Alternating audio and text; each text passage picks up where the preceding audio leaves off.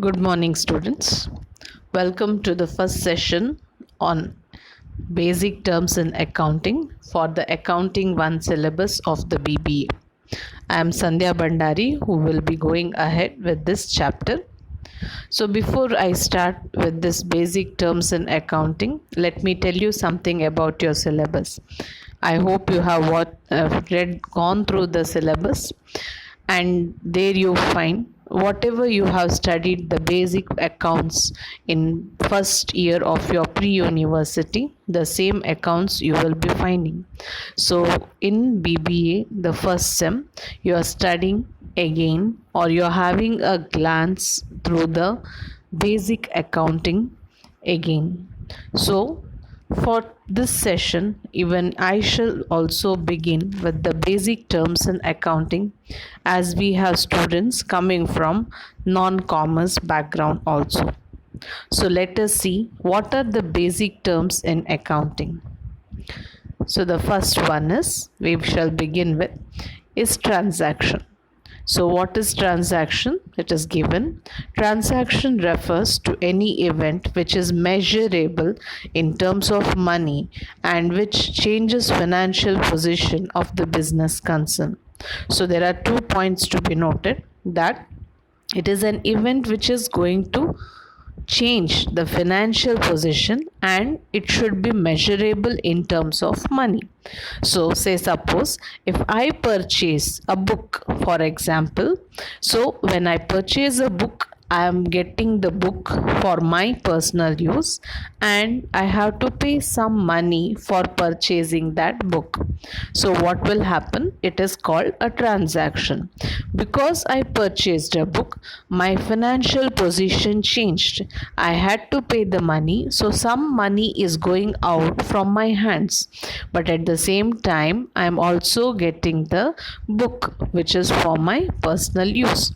So similarly in business also, when I say transaction, we generally purchase goods or we sell the goods or make certain expenses for the sale of goods. So all these things will lead to some change in the financial position of the concern. So that is why anything which happens and can be measured in terms of money, it is called as transaction. So this is the first base of the any business. Let us see the next word.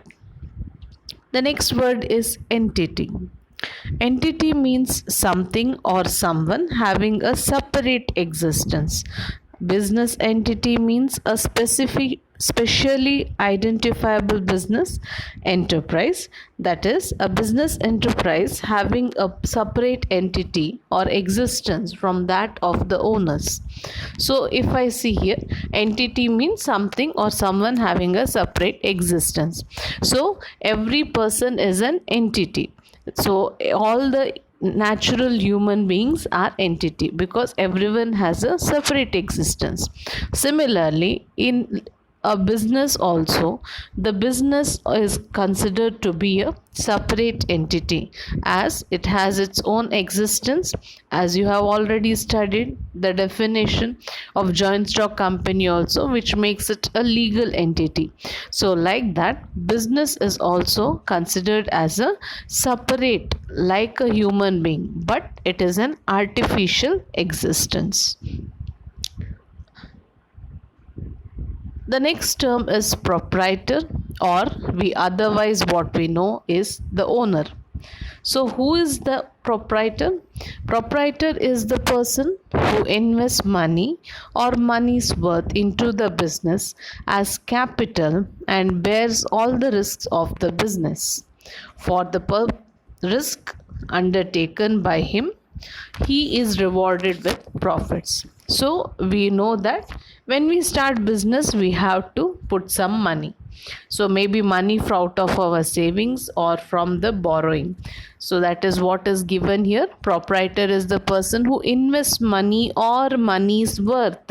So when I say money's worth, when I start a business, say if I'm going to start a shop today, so when I say shop, I cannot sit with just four walls. I require a table, a chair to sit and carry my business. I require some other accessories for the shop. I require lighting, I require some ventilation, I require some machineries, I may require a Xerox machine to make some photocopying or other business. So like this, these assets are to be put in place, or these machineries or furniture or whatever are of use, I have to put in place. So that will also come in the capital. So that is what is meant with money's worth. So money or money's worth into the business as capital and bears all the risks of the business. So risk of business, we know when we start a business, it is to understand that there may be a chance of loss, or there may be a chance where we may have lesser revenue. So sustaining this period is important. So risk is all the uncertainty about the future. So for taking such a risk, he is rewarded with profits. So that is why when we always calculate, especially we take 1 year as the base and we try to find out whether the business has made profit or it has incurred a loss.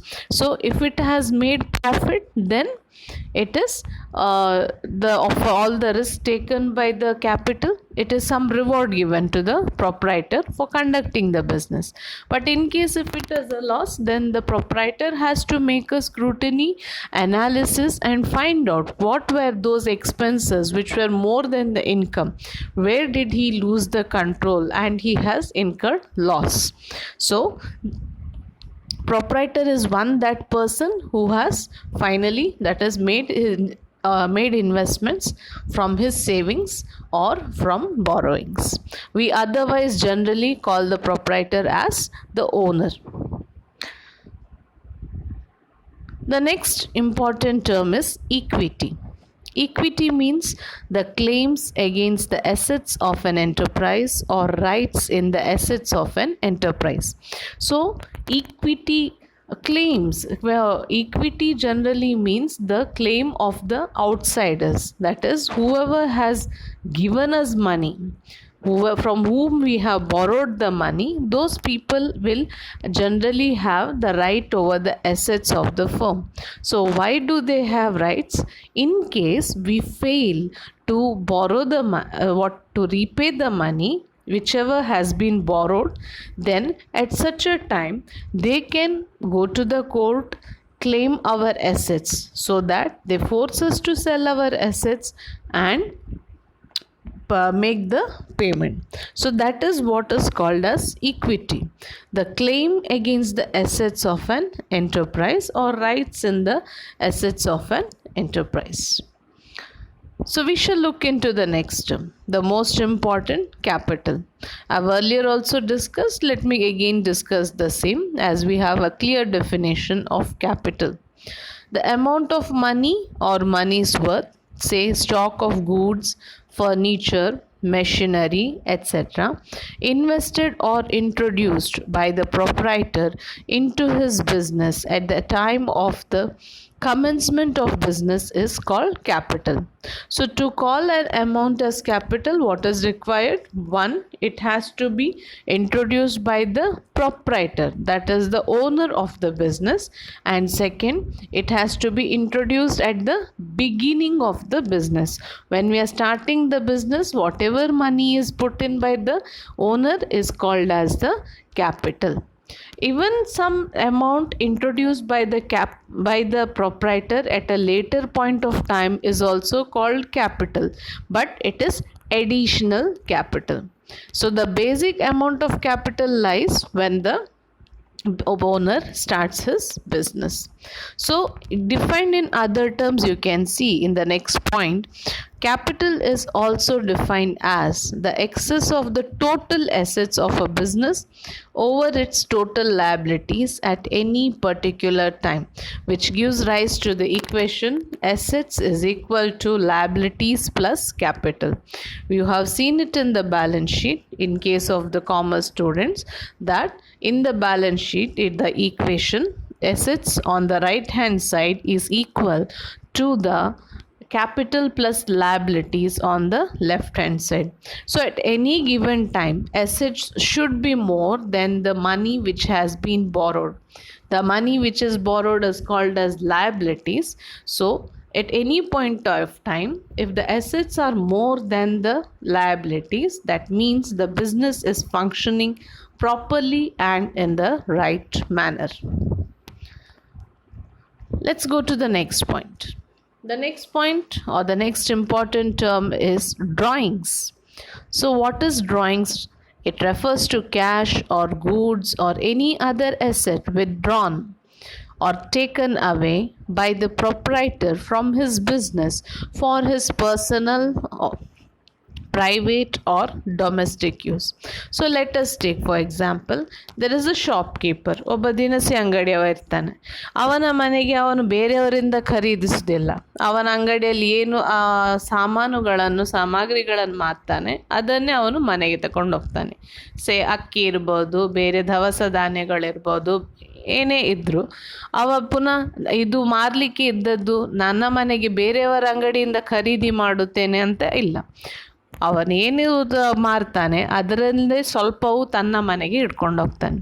So ಆ ಸ್ವಲ್ಪ ಏನು ಅವನು ತನ್ನ ಮನೆಗೆ, ತನ್ನ private purpose, ತನ್ನ ಗೃಹ ಖರ್ಚಿಗೆ ಏನು ತಗೊಂಡು ಹೋಗ್ತಾನೆ ಅದನ್ನು ಡ್ರಾಯಿಂಗ್ಸ್ ಅಂತ ಹೇಳ್ತೇವೆ. So I hope you have got this term. So cash or goods. So not necessarily that it is always cash which has been withdrawn. It can be goods, like I gave you the example of a shopkeeper, or any other asset withdrawn. Any other asset, say let me say one table, it has become old in the office. I don't want, I will put a new table in the office. So what do I do of the old one? I can take it to my home. So that will become what? Goods, that is asset withdrawn. Furniture which was there in the shop is taken back to the home. So that is asset withdrawn. And the point to be noted, it has to be for the private use of the owner. So then only it will be called as drawings. In case if it is transferred from one office to the other, it doesn't become drawings. Next point is asset. The most important term in business, asset. Asset means resources, things or rights of value owned by a business undertaking. Assets are also defined as properties and possessions owned by a business which benefit future period. So it is very clearly understood. If I say something is my asset, that means it is of that value for me, and I can take the benefit of that asset over a period of time. So it is all those things which are owned by the business and giving benefit for a future period. Say generally, let us take for example a house. A house is built with the opinion that we will stay in that house for the next 30-40 years. So what I am building today, the benefit of it I'll be taking for the next 30 to 40 years, and that will be owned. Whoever is that is investing money and constructing it will be owned by that person. So the house becomes an asset. So similarly in business also, whatever is owned by the business, the land, the building, the furniture, plant and machinery, the stock, the investment in goods, all these will be called as asset, because those are the resources. There are some things which are giving the benefit to the owner. So and it is owned, where the personal money is gone into it, into investment. the right of which is lying with the owner of the business. So that is why it is called as asset. We shall look into the next term.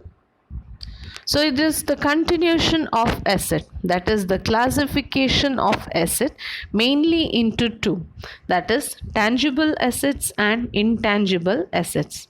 So in the tangible assets, that is physical or real properties are called tangible assets. When I say tangible, it is to mean those where I can see, touch and feel them. So that is why it includes all the land, building, plant and machinery and others. Whichever are the items which you can touch and feel will be the tangible assets. There are certain assets which are owned by the company and they are intangible, that is which cannot be touched or felt, but you have the value of that asset. So you can see they're given in the second point or the para, right in certain things or certain rights having money value are called as intangible assets, such as goodwill, patent rights, trademarks and copyrights. So these are intangible assets. Debts or amounts due to a business from others, such as sundry debtors, bills receivable, accrued incomes, also will be coming under the heading assets and intangible assets, because in case of those only money is due from them. So that is why they are all our assets. The next term is liabilities. Liabilities means claims of outsiders against a business concern which bind the business concern to others. So mainly it refers to all those money which has been borrowed by the business concern.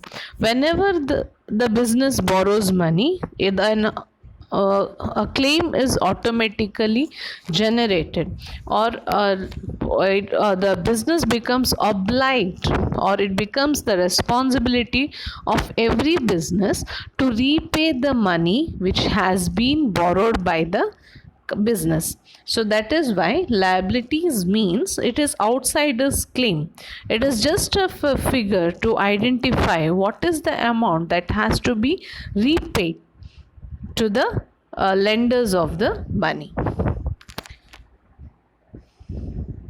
The next term is debtor. So who is a debtor? Debtor is a person who owes money to the business. Owes is to mean who has to pay money to the business.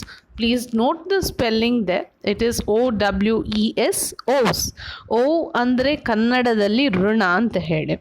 So a debtor is a person who owes money to the business. ಯಾರಿಗೆ ಆ ಬಿಸ್ನೆಸ್ಸಿಗೆ ಹಣ ಕೊಡುವ ಋಣ ಬಾಧೆ ಇದೆಯೋ ಅವರನ್ನು ನಾವು ಡೆಟ್ಟರ್ ಅಂತ ಕರಿತೇವೆ. So you can see in the next line, he owes money to the business because he has received some benefit from the business. The person has received some benefit. ಯಾರಿಗೂ ನಾವು ನಮ್ಮ ಸಾಮಗ್ರಿಗಳನ್ನು ಮಾರಿದ್ದೇವೆ, ಅವರು ಆ ಸಾಮಗ್ರಿಗಳನ್ನು ಖರೀದಿ ಮಾಡಿ ಅದರ ಬೆಲೆ ಅದರ ಉಪಯೋಗ ಮಾಡಿದ್ದಾರೆ, ಆದರೆ ನಮಗೆ ಹಣ ಪಾವತಿಗೆ ತಡ ಮಾಡಿದ್ದಾರೆ. ಆ ಹಣ ಪಾವತಿ ಏನು ತಡ ಆಗಿದೆ ಅದು ಅವರು ನಮಗೆ ಪಾವತಿಸಲಿರುವ ಋಣವಾಗಿದೆ. ಸೊ ಹಾಗಾಗಿ ಅದು ಡೆಟ್ಟರ್ ಅಂತ ಅವರು ಎನ್ನಿಸಿಕೊಳ್ತಾರೆ. So debtor is a person who owes money to the business. In the debtor also you have the further classification, that is a debt. Even before we understand debtor, let us understand what is debt. The amount of business transaction due from a person who is called debtor to the business is called a debt. ಡೆಟ್ಟರ್ ಅನ್ನುವ ವ್ಯಕ್ತಿಯಿಂದ ಯಾರು ನಮ್ಮ ಹತ್ರ ಸಾಲ ಪಡೆದುಕೊಂಡು ವಾಪಸ್ಸು ಮಾಡಲು ಬಾಕಿ ಇದ್ದಾರೆ ಅವರಿಗೆ ಕೊಟ್ಟಿರುವಂಥ ಮೊತ್ತವನ್ನು ನಾವು ಡೆಟ್ ಅಂತ ಹೇಳ್ತೇವೆ. To whoever you have given the loan, that amount is called debt. and the person to whom you have given, it is called, that person is called as debtor. And debt also, there is three classifications. One is book debt, second is good debt, and the third is bad debt. Bad debt ಅನ್ನು ನೀವು ಯಾವಾಗಲೂ ಕೇಳಿರಬಹುದು. ನಾವು ಉಳಿದ ಎರಡು ಡೆಟ್ಗಳ ಬಗ್ಗೆಯೂ ತಿಳಿದುಕೊಳ್ಳುವ. So book debt is the amount due to the business from a debtor as per the books of accounts. So in a book of account, whenever money is given to some person, we maintain one account. How much money is given, how much the person has paid us back, what is the amount still left to be paid.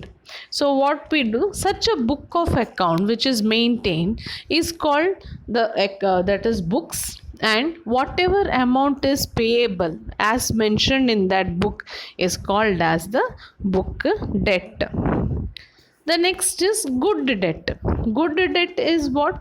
Where the money is sure to be repaid. ನಾವು ಯಾರಿಗೋ ಒಂದು ಸಾಲ ಕೊಟ್ಟಿದ್ದೇವೆ, ಅವರು ಖಂಡಿತವಾಗಿ ನಮಗೆ ವಾಪಸ್ಸು ಮಾಡ್ತಾರೆ. ಅದು ಆ ರೀತಿಯ ಭರವಸೆ ಇದ್ದರೆ ಅದನ್ನು ಗುಡ್ ಡೆಟ್ ಅಂತ ಹೇಳ್ತೇವೆ. ಅಂದರೆ ನಮಗೆ ಅವರು ಹಣ ವಾಪಸ್ಸು ಮಾಡ್ತಾರಂತ ನಮಗೆ ಖಂಡಿತವಾಗಿ ಗೊತ್ತುಂಟು. ಹಾಗಾಗಿ ಆ ಸಾಲವು ನಮಗೆ ವಾಪಸ್ಸು ಬರ್ತದೆ. ಕೊಟ್ಟ ಸಾಲ ಹಾಳಾಗೋದಿಲ್ಲ ಅಥವಾ ಕೆಟ್ಟದಾಗಿ ಪರಿವರ್ತನೆಗೊಳ್ಳುವುದಿಲ್ಲ. So that is why it is called good debt. You can see there in the meaning, good debt refers to a debt which can be collected in full and there is no doubt about its recovery. So then what is bad debt? So we shall see it in the next point. A debt which is irrecoverable, cannot be realized, is called bad debt. Bad debt is a known loss to the business.